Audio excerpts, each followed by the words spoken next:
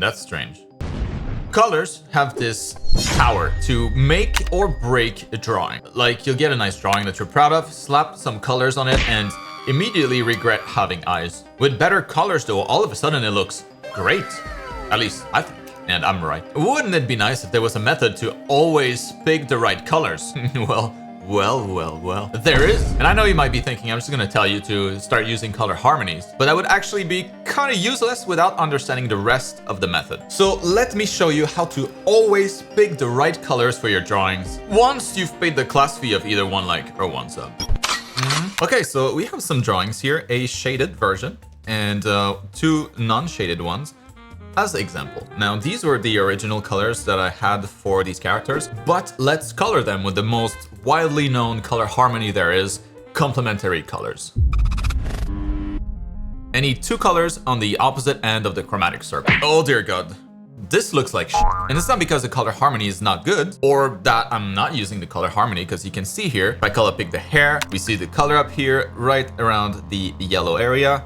Same thing with the shirt, the jacket, the skin even, and then we have the purple for the pants. So this is a complementary color harmony, and then we have the same idea here, just with different colors, but it feels like everything is fighting for attention here, and it looks like trash. And that would be because you can think of color harmonies as ingredients in a recipe, but recipes aren't just ingredients, right? You don't just take an equal amount of every ingredient and put them into a bowl and call it done. That's gross. You obviously need more than that, like how much of every ingredient, how to mix them, how to bake or cook the ingredients, etc. And it's the same with colors, kind of. So in this case, we know we're gonna have 2 colors opposite on the chromatic circle, but to make this work, there's a lot more to consider. Colors are actually made up of 3 distinct characteristics: their hue, saturation, and their brightness. And it's the combination of those 3 characteristics that make up a color. The color harmony obviously tells us the hue of the color, their position on the chromatic circle. We got that already. But from there, we still have to consider how bright and how saturated those 2 colors are going to be. And we want to consider that because not all colors attract the same attention.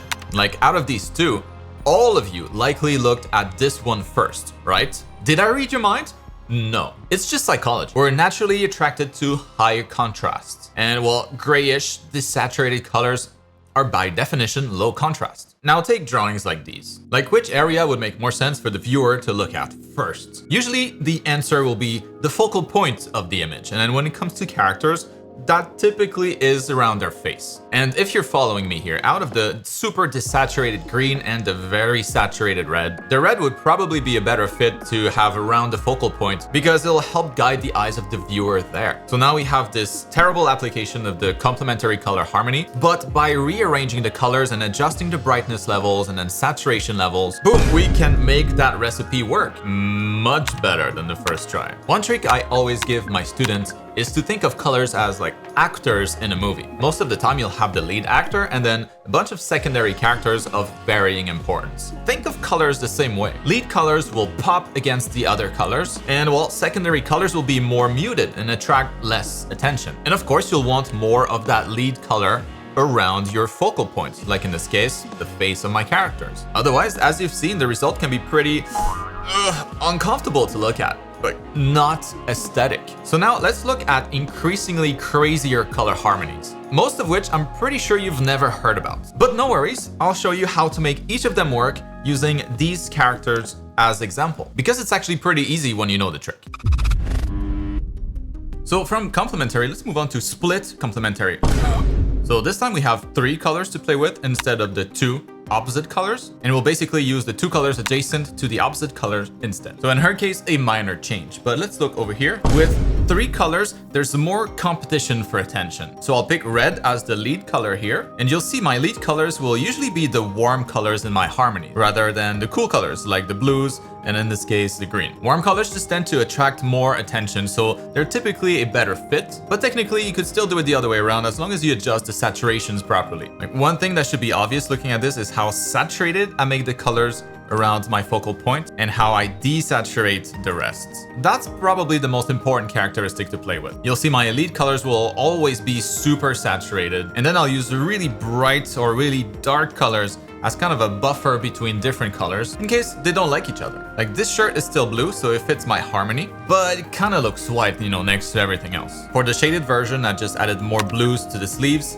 and more red to the gloves, and now the split complementary harmony works pretty well. We'll see a lot more examples though, so don't worry if this is kind of confusing at this point. And actually, before I move on to my favorite color harmony, I know I'm covering everything very quickly because this is just a quick YouTube video. But if you're fascinated by colors like I am, we go into it a lot more in depth in my art program that you can find more about with the link down in the video description. It covers really anything you would need to become a pro artist or just a top shelf hobbyist. It's a massive program, similar in content to what you would find at all the top art universities, although arguably way better in my biased opinion. And your timing couldn't be any better because we just launched our big summer sale. Check the description below to know exactly when the sale ends. Students get lifetime access, and you also get to join our private Discord community. It's been awesome. We've been at it for years, recently reaching past 28,000 registered students, and well, you're definitely missing out if you're not part of our art gang yet. All right, plug over. So now you know the basics. So let's fly through 6 more color harmonies that should give you, plenty of material to work with if you're kind of stuck trying to figure out what colors to use for your art. The last one we saw was a split complementary, and now we're going to move on to a triad color harmony.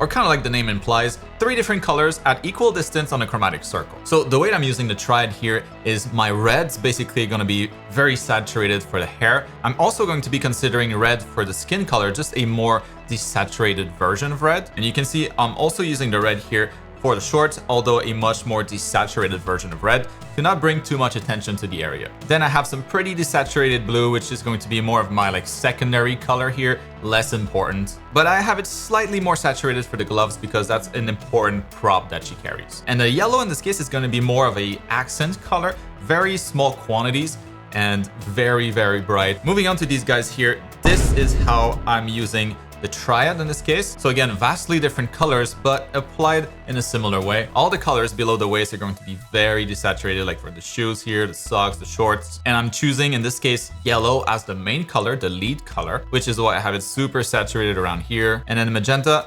closer to the focal point, pretty high saturation, but in smaller quantities. It just helps create this nice contrast with the very bright yellow around it. The next harmony, the analogous color harmony, will use just all the colors in a quarter of the chromatic circle only. So this is going to be a good color palette if you don't really want anything to stick out too much, like a scene maybe that's meant to be more calm, or just an outfit that works well together but where nothing really stands out too much. Here I'm using the cooler purple again for the shorts away from the focal point, the warmer purple pink around the hair, around the face, the jacket as well, just a more desaturated version of it. The skin is also tinted a little pink here to make this work. And then I have the shirt here completely white, completely desaturated, again to serve as a buffer to help all of these colors that are very similar kind of breathe a little more. And that's also why I have the bands around the sleeves and the elastic of the shorts here much darker, again to create that buffer zone. Over here we're gonna have different colors, very green in this case. And you can see again here, I'm using the warmest color of the bunch, this lime green, almost none of it anywhere else. Of course, my greens here, very saturated. Even the hair, the hair is a cooler color, but because I've really saturated it, it attracts a lot more attention than the same blue used for the shoes down here. Not my favorite color harmony for characters, but again, for environments, this can work pretty well.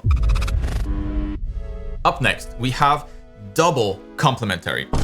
So the name says it all here. It's 2 complementary colors, 2 pairs of complementary colors right next to each other, just to give it a little bit more variety. For this one, I've chosen yellow as my lead color. That's why I have it in really high saturation around the face of my characters. And then there's a lot of purple, but of course they're not all created equal. So I have much less saturated ones down here, like the shoes almost look gray, but it's still purple. And then boom, really high saturation around the focal point. And then everything else that looks kind of white is actually very desaturated yellow. Again, saturation here does a lot of the heavy lifting, and the values of the colors, so how bright and how dark, really helps to separate all of the colors. Now let's see what it looks like in her case. Ooh, looks kind of venomous. But yes, I have the warm red for the hair, the warm purple for the sleeves, the lime green here for the hair, very saturated again, more of an accent color to bring a little bit of attention, but not too much. And the skin, once again, just very desaturated red. This next one is going to be called a rectangular tetrad. Rectangular because of the shape that it creates here on the chromatic circle. Now we're starting to have a lot of very different colors in our color palette. So it's been important up until now, but it's even more important now to have good hierarchy between the colors to really pick a clear lead color and have a bunch of other colors that are not nearly as important. Otherwise, it can start to look a little bit like a circus where it's too much going on. So orange for the skin and the little trinkets here. Bright yellow for the hair. We have blue for the sleeves and the gloves. And then the purple for the shorts and like little hints of purple around the blazer. It kind of looks like the complementary color harmony that I had. It just looks a little bit richer, you know? This is a color harmony that I'll use quite often. So on these guys, this is what it looks like now. Once more, I'm using the warmer colors around the focal points, so orange and red. And then I have the cooler colors kind of further away from that with very desaturated greens for the shorts and then the shoes. And then little hints of blues here and there. Now we have two more. The next one is going to be the square tetrad. Again, because of the shape that it creates here. This one's a little wild because it uses completely opposite colors. So I have the green for the hair, again, orange for my skin, purple here, purple down there, and then blue for the jackets and the gloves. Looks all right, not my favorite to be honest, but let's see what we got here. Lastly, different results using different colors. And I've kind of applied it differently between the two characters here. So in her case, she doesn't have a whole lot of red in her design. Although, does she? Because her tank top here is actually all red, it's just very desaturated. So in that sense, she's got a lot of red, it's just not very intense red. So instead I focus more on this pair of colors and then I leave the red and the green much more desaturated, like barely visible, but it's there, it's still there, and it kind of spices things up a little bit. In his case though, I've almost treated this more as a triad where I focused on these three colors and really let the green take a back seat. But again, not my favorite. And all of this leads us to the last color harmony, the craziest of the bunch, a polychromatic color harmony using 6 different colors, all the colors. So here, more than any of the other ones, super important that we have a clear hierarchy in the colors. I'm almost treating this as like 2 triads. So one triad is going to be very dominant. In both cases, I really focused more on the yellow, red, and blue triad, which is why you'll have like those blues here, the reds, and the yellows very saturated compared to the other colors. But the other colors are there if you look carefully. So I still have some hints of green in here around her face, some purple with the bandana, her shirt here, and then of course the orange is going to be mostly just the skin. And then the final one here, how she looks like with a polychromatic color palette. Pretty cool, right? So basically with her, I'm using all the other colors that I didn't use with these two. So I've got this orange red for the skin, of course, a little bit for the eyes, yellow hair, lime green strands of hair here, very saturated, same things with the trinkets there, very small quantity. Because I'm mostly focusing here on the yellow, the teal, and the cool purple, but there's still some warmer purple around the sleeves there and a little bit around the flowers. But yeah, so this color palette might seem a little crazy, but this is actually one that I'll use quite often myself too. So here again, you have to really adjust not only the saturation levels, the brightness levels, but also like the quantity of each color. Because if you have the same amount of everything, it's just gonna be too much. And this is going to wrap it up for this week's class. See, color's not that scary when you approach it that way. And now you should never be stuck anymore trying to come up with a cool color palette. When in doubt, just use any of the 8 that we saw today. And we'll go out there and color some stuff. Oh, and by the way, real quick, for a couple more days, I'll have my custom brush set available for download for absolutely free. So check the link to that in a video description. And while you're at it, check out my art program as well if you haven't already. And I'll see you next week. Bye.